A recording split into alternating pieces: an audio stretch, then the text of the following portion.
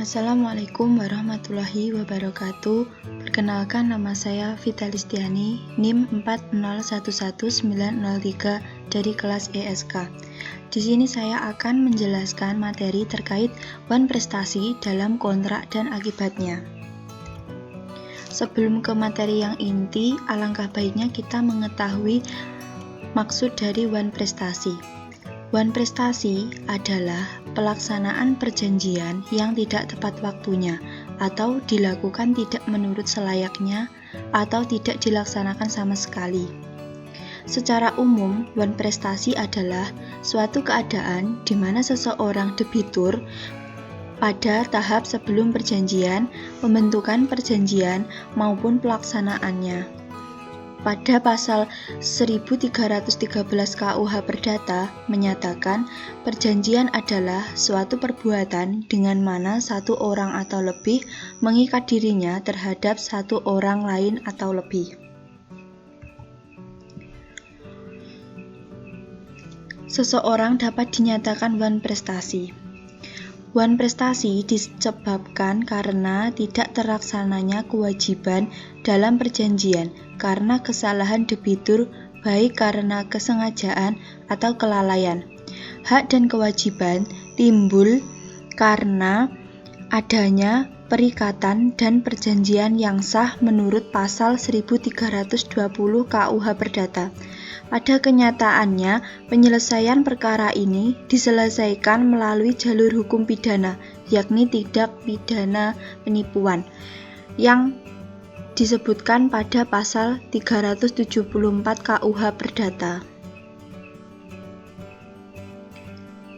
Seseorang dapat dinyatakan wan prestasi ketika tidak mampu mempengaruhi prestasi yang dilakukan tidak sempurna, terlambat memenuhi prestasi, dan melakukan apa yang dalam perjanjian dilarang untuk dilakukan.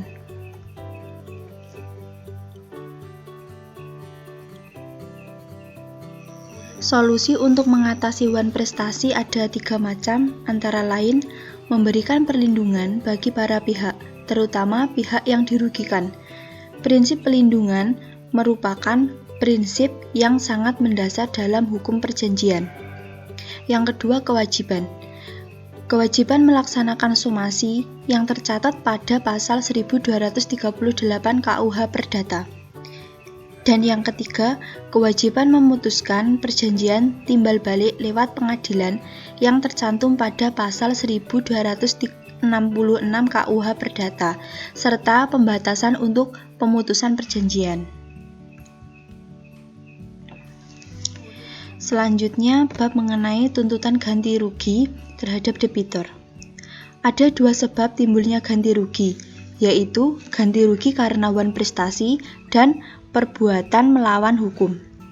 Ganti rugi karena wan prestasi diatur dalam buku 3 KUH Perdata, yang dimulai dari pasal 1243 KUH Perdata sampai dengan pasal 1253 KUH Perdata.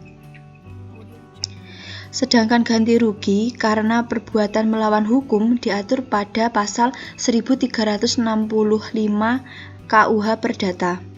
Ganti rugi karena perbuatan melawan hukum adalah salah satu bentuk ganti rugi yang dibebankan kepada orang yang telah menimbulkan kesalahan kepada pihak yang dirugikan.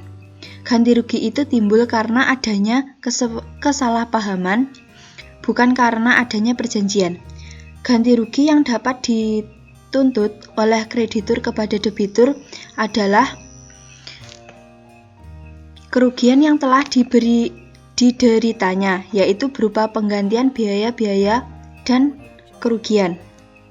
Yang kedua, keuntungan yang sedianya akan diperoleh yang tercantum pada pasal 1246 KUH Perdata.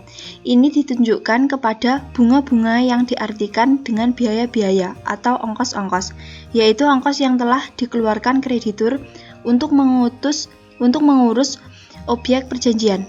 Kerugian adalah berkurangnya harta kekayaan yang disebabkan adanya kerusakan atau kerugian. Sedangkan bunga-bunga adalah kelebihan yang bukan dinikmati oleh kreditur.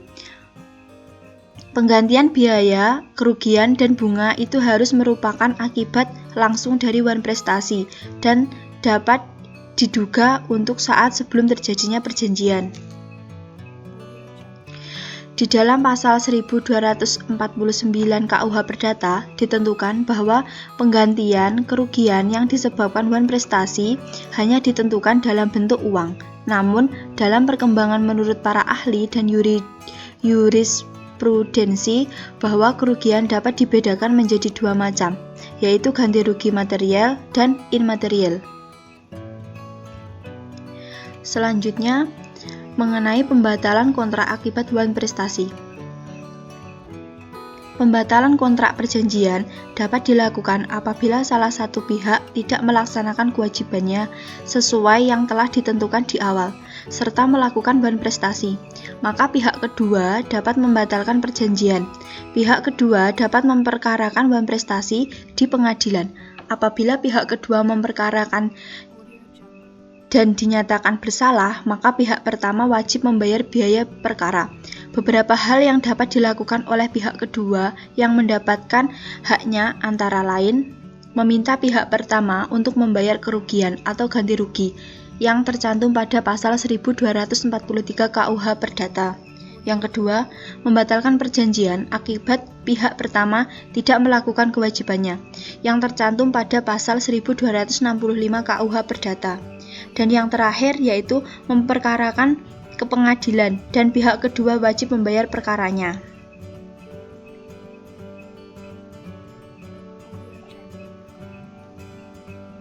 Selanjutnya, pada pasal 1226 KUH Perdata yang berbunyi, syarat batal dianggap selalu dicantumkan dalam persetujuan yang timbal balik. Andai kata salah satu pihak tidak memenuhi kewajibannya, dalam hal demikian persetujuan tidak batal demi hukum, tetapi pembatalan harus dimintakan kepada pengadilan. Permintaan ini juga harus dilakukan, meskipun syarat batal mengenai tidak dipenuhinya kewajiban dinyatakan di dalam persetujuan. Jika syarat batal tidak dinyatakan dalam persetujuan, maka hakim dengan melihat keadaan atas permintaan tergugat leluasa memberikan suatu jangka waktu untuk memenuhi kewajiban, tetapi jangka waktu itu tidak boleh lebih dari 1 bulan. Selanjutnya, untuk terlaksananya pembatalan perjanjian yang ditentukan dalam pasal 1226 KUH Perdata, Kitab Undang-Undang Hukum Perdata, maka terdapat 3 syarat, yaitu harus ada perjanjian timbal balik, harus ada wan prestasi, dan harus ada putusan hukum. Maksud saya putusan hakim. Dengan demikian, untuk memulai penafsirannya, maka dimulai dengan menguraikan hal-hal yang memiliki hubungan erat dengan pasal 1226 Kitab Undang-Undang Hukum Perdata, yaitu perjanjian timbal balik, aktif dan tidak aktif melaksanakan perjanjian yang meliputi kesalahan, kesengajaan, dan kelalaian, serta prestasi dan wan prestasi. Selanjutnya yang terakhir ada force majeure. Force majeure sebagai alasan pemaaf tidak dilaksanakannya suatu kontrak. Force majeure atau yang sering diterjemahkan sebagai keadaan memaksa merupakan keadaan di mana seorang debitur terhalang untuk melaksanakan prestasinya karena keadaan atau peristiwa yang tidak terduga pada saat dibuatnya kontrak. Keadaan atau peristiwa tersebut tidak dapat dipertanggungjawabkan kepada debitur, sehingga si debitur tersebut tidak dalam keadaan beritikat buruk. Di dalam satu perjanjian, pada umumnya selalu memasukkan klausula mengenai force majeure. Hal ini agar para pihak mengerti antara kelalaian yang disebabkan oleh para pihak itu sendiri dan kelalaian yang terjadi karena keadaan memaksa. Namun dalam suatu perjanjian klausula mengenai force majeure ini tetap saja timbul masalah mengenai sejauh mana dan bagaimana satu keadaan dapat dikatakan dalam suatu keadaan memaksa dan bagaimana hukum perdata memandang force majeure sebagai alasan pemaaf tidak dilaksanakan suatu kontrak. Memang tidak ada undang-undang khusus yang mengaturnya. Tetapi dalam hukum perdata memang sudah dijelaskan atau diatur masalah force majeure dalam pasal 1244 KUH Perdata dan pasal 1245 KUH Perdata.